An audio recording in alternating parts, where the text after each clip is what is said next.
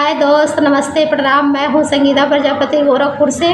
और आज मैं बहुत सुंदर सा प्यारा सा गीत सुनाऊंगी। कैसा लगेगा आप लोग बताइएगा। अच्छा लगेगा तो लाइक करिए, कमेंट करिए, हमारे चैनल को शेयर भी करिए, सब्सक्राइब भी करिए आप लोग।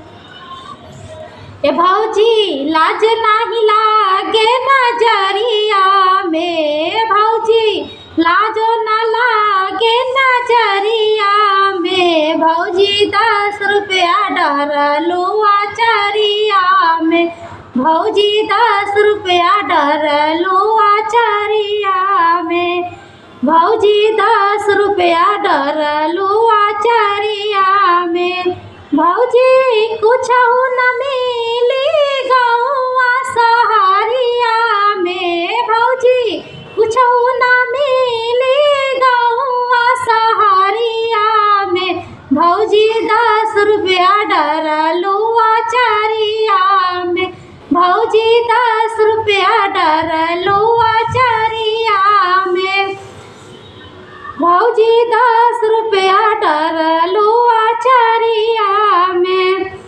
दादा कमाल बाबू के पापो कमाल, दादा कमाल बाबू के पापो कमाल, भौजी सोर भइल गौआ नगरिया में, भौजी सोर भइल गौआ नगरिया में, भौजी 10 रुपया डरलू आचरिया में, भौजी 10 रुपया डरलू आचरिया में, भौजी लाजो न लागे नजरिया में, भौजी लाजो न लागे नजरिया में, भौजी 10 रुपया डरलू आचरिया में, भौजी 10 रुपया डरलू